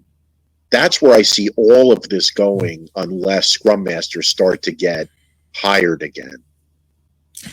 I just threw a curveball. I know we're getting down to the end. We've been going an hour and 40 minutes. This is a long conversation. You know, I can go on for 8 more hours. I know. Yeah, we've all got our opinions, and we'll see how it plays out. I mean, the future will know. I don't know if it will happen or not. I just came across this report, and I found it was interesting how corporations are looking at it. So yeah, we both came at the same time, and we were like, "What's this?" and "How's it going?" Well, you're not going to have Scrum Masters coding, because let's say you have 10 years into your career and you've been doing Scrum Master, or 15 years. Even if you took like a coding boot camp or something like that, the first thing they're going to say to you is, "Okay, when did you last code?" You're going to be like, "Humming. I mean, you're not going to be able to pass those coding exams from a boot camp. You're not going to be able to.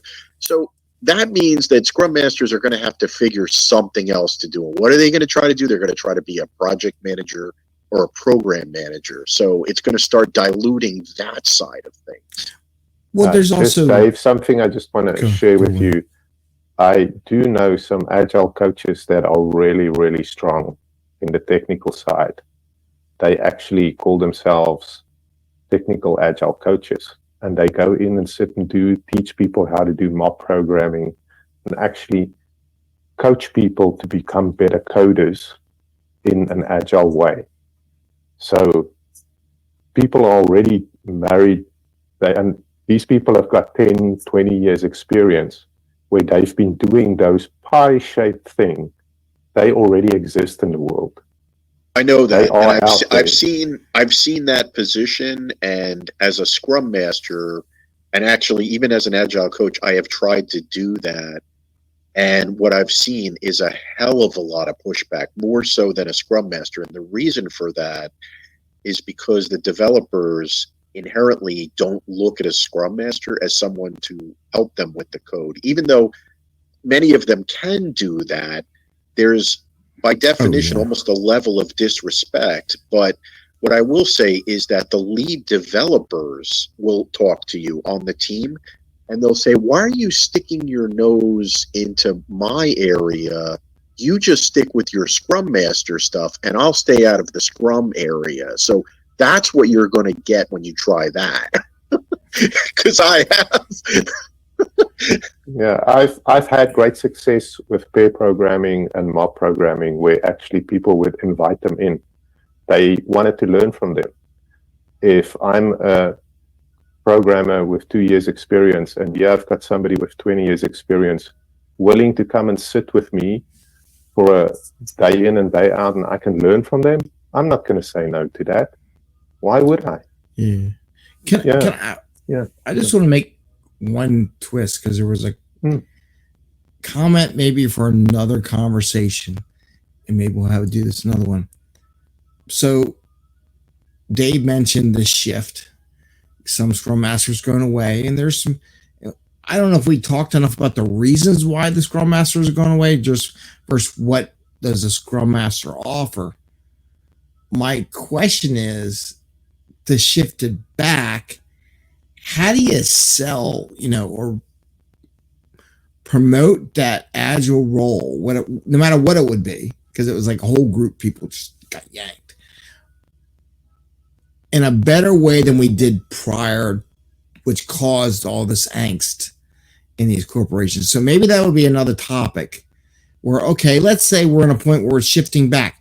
How do we build an agile community that doesn't result in what happened in this past couple of years, right? Maybe that would be a good conversation. I mean, the problem was already identified before. I mean, it's very clear that, back in the day when I started doing this, and even I was late to the game because I was a developer, but I can tell you that the people who were in Scrum in those early days probably used to be developers. They were looking for another path. They wanted to get out of developing. I'm somebody like that. I did it for 15 years and I hate it now. And, it just got, eventually it got saturated. If you just do some quick searches, right? There's like three major questions that people say. And it was said here before. Do I need to be technical to be a Scrum Master? How much money does a Scrum Master make? How much money does an Agile coach make? Can I work remotely?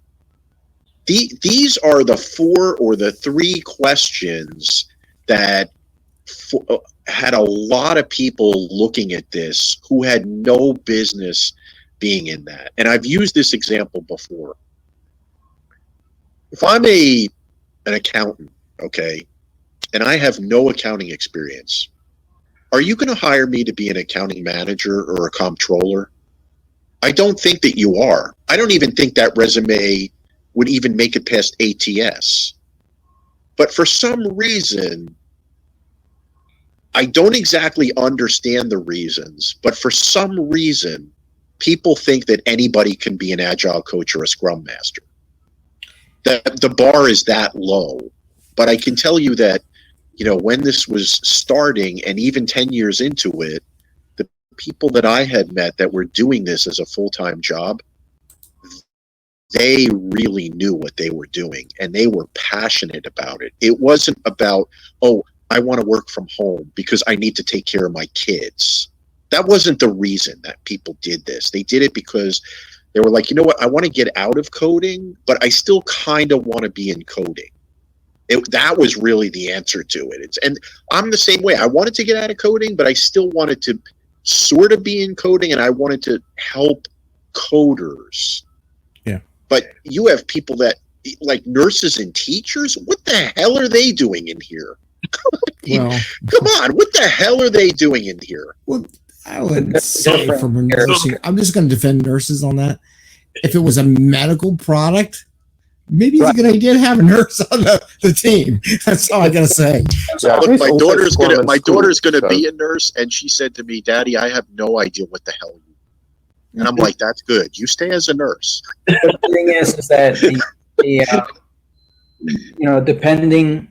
Scrum Masters could be in any industry and any area. So, the idea that it's just limited to tech is a non-starter, So putting that aside, yeah, sure, it's gotten saturated by individuals that perhaps are not qualified, but that happens in every industry. Like I said, we've been in IT, or those of you who have. Yeah, but you know what? If I applied as an accounting manager, would someone even look at that resume? I don't think so. Right. I don't think they would. But I could say, I don't need to be an accountant. I'm just managing the accountants. Okay. I'm not doing the accountant. So maybe as a nurse, I could be an accounting manager. People would laugh at that. Right. But the thing is that, yes, it could go that route. For me, specifically to the topic at hand of just how the industry is changing, you're right. There's a lot of people who want to go and see if they could do remote or this or that to kind of find their way in. But there are those of us out here who have the chops and they have the experience and the years of battle scars out there doing IT in the middle of nowhere to say, how can I help you? I already did, all this time sweating it out. And if I can guide a team and help them out, because like God knows my teams are now 18, 19-year-olds, where, you could give them some guidance, then I think that works out. But let me ask you this question. What would you do with a resume if I applied to be an accounting manager and I put accounting coach on my resume? What would you do with that resume? I agree with you. I'm not debating you. And the thing is that, yes, there's always going to be those people. I know that there's people who apply for networking jobs and infrastructure jobs, and they don't even know what a 1U is on a server rack. Like, how is that a trip up question? Like, you need to know this right off the bat. If you don't know what a 1U is on a rack, you don't need to be in a data center, period. And that's just me, infrastructure guy, but I get it. But I think that in Scrum, it's young. It's going to go ahead and develop. It's going to go ahead and probably morph into something else. PM the waterfall era is slowly passing away.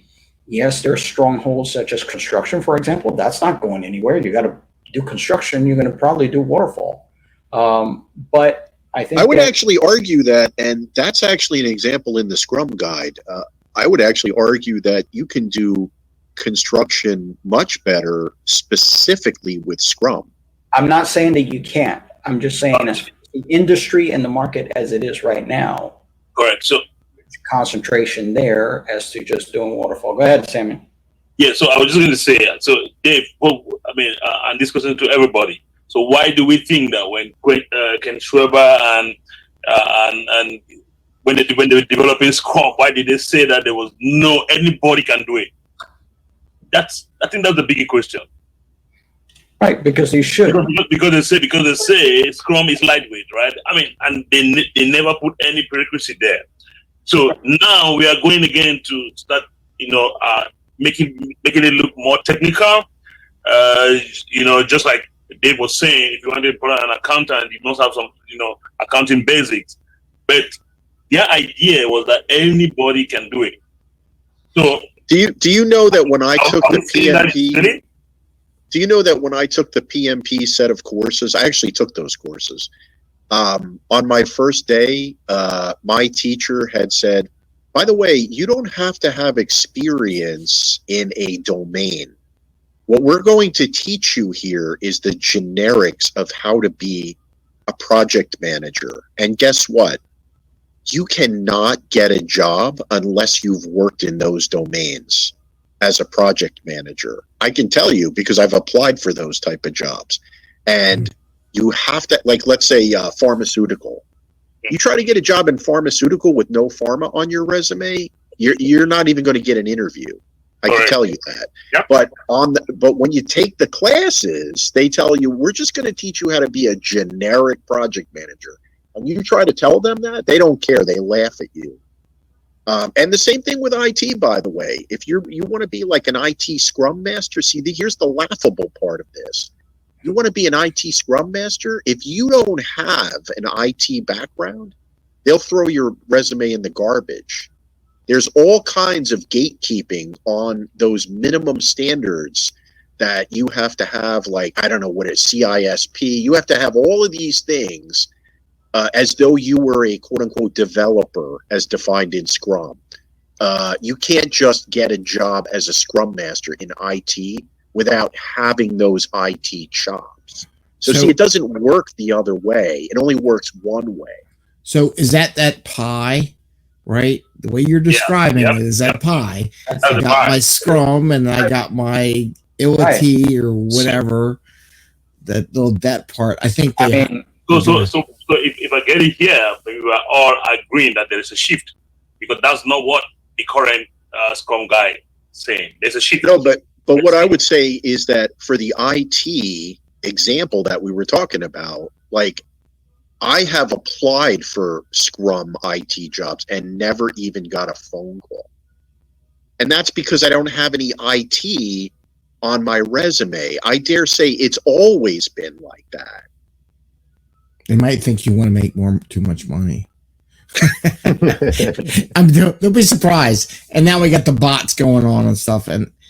But I just went into a world where I applied to a marketing company, agility and agile and marketing interview. We went through it, and I go, yeah, like what Gary Vee talks about in his marketing, how that would apply. Because I listen to what he has to say, and I go, oh, that's very similar to agile. That's very similar to Scrum. This thing he says, they had no idea who Gary Vee was.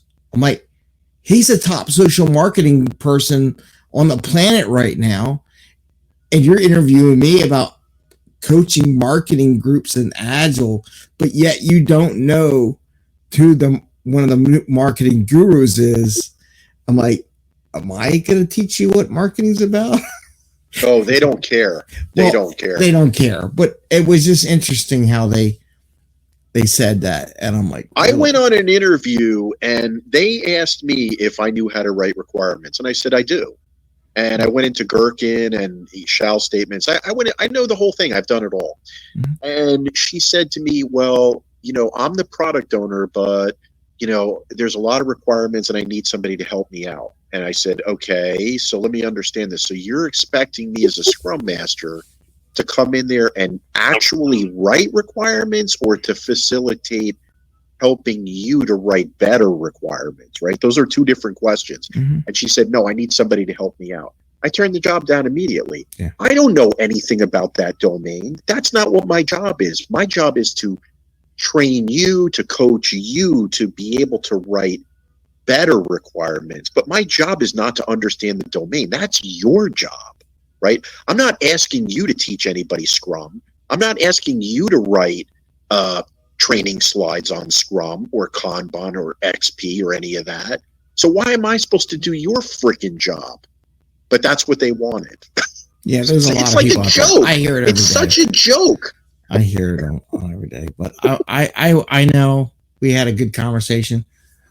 Message me if there's any themes out of this conversation, because I think we could have gone in so many different ways that you might want to have a future conversation about, and then we'll all. Yeah, this definitely covered a lot. I think that, there's so many. It's all about the question when it comes to team building. Here's a question for the next one. Mm-hmm. What is an agile coach? We could write that down, but I think that this one, whereas agility versus agile, I think just how the market, and the question about the market is, there's so many inputs that are part of the market, and we will never wrap our arms around it. It could be education, as we went ahead and covered. It could be incompetence, which we covered. It could be leadership or lack thereof. There's so many things that go into how the market treats a particular profession as it develops. I just think that this profession is young, specifically for a Scrum Master and Agile, not young in the sense of practice. It's been out there for a long time. But as far as the zeitgeist and the meta out there in the universe, I think that's been misused, misrepresented sometimes. And these are just growing pains. I don't see that as a big thing. If I told you that, webmastering was a guy who just grabbed Firefox back in the days or and just go ahead and started coding HTML, and you call yourself a webmaster, even though there was no certification, no nothing. Okay, this is the 90s. That was just the way it worked. Much more sophisticated. And get into front end and UX and all these other things. It takes time to marinate. So I stay very hopeful that this will keep developing as we go forward. And yes, as Dave has pointed out, there's a lot of pitfalls and a lot of shortcomings.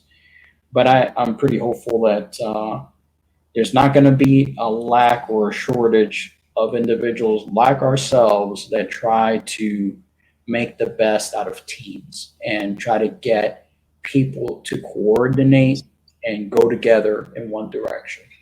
Yep.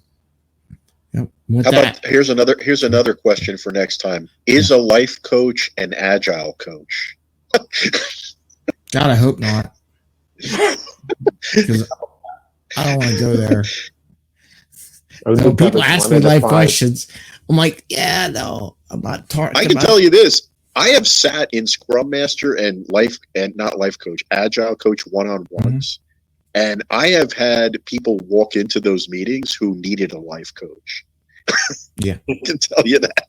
Well, you don't even have to do that. You can just, as one of my friends who's a manager, it feels like I'm a therapist half the time.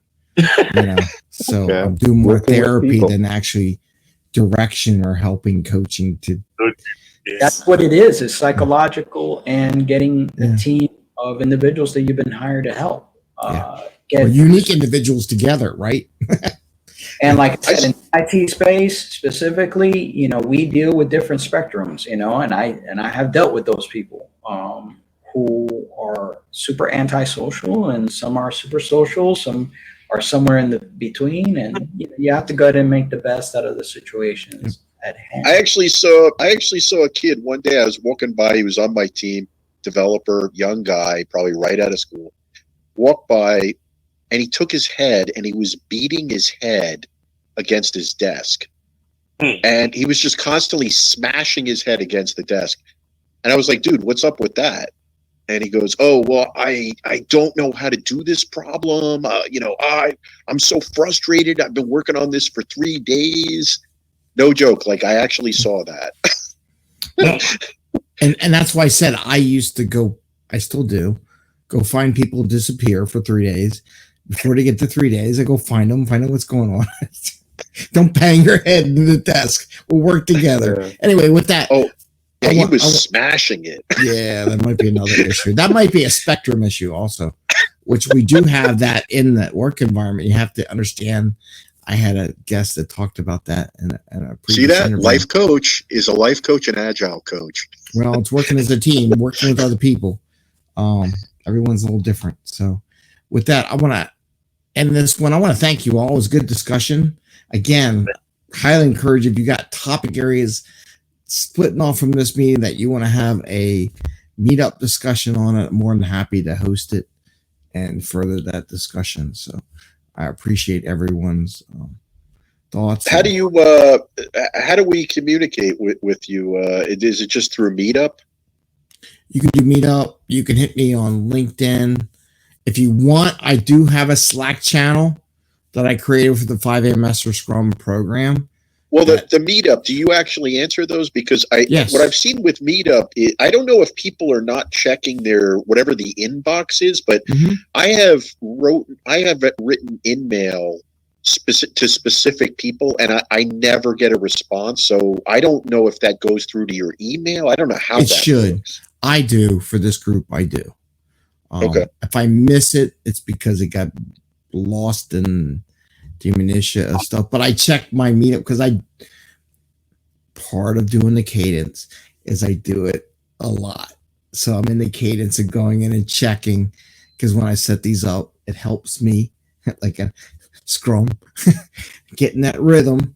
So the more I do it, the more I see it. Some people don't go in on a regular basis. That would be one answer, but yeah, there's other things too. Like if you sign up for my newsletter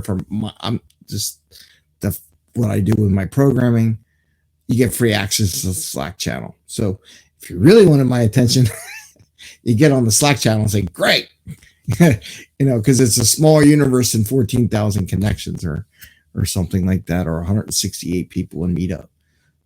But you have that capability. But yeah, just message me. You can do connect to 5amMesterScrum. You can hit me on LinkedIn. I'm pretty active in that, and I'll help bring that up to the group, and then I'll send it out in chat in the Meetup group I do worry that sometimes the Meetup stuff gets lost because I monitor it. Like I'll set up a meeting, I have my emails, and I'll see how it works. So, but if I can help facilitate it, I appreciate that. And William, I want to say special thanks out to you for coming in and helping me start this conversation. No, thank you for having me, Greg. I appreciate it. Yeah, and thank you for everybody sharing your thoughts and what's happening in your world around this. Yeah, so it was great. Very insightful topic. Thank you all. Thanks a lot, guys. All right, And take care. hopefully we can stay in touch. Yes. Yeah. Thank you. Bye, guys. All right, bye.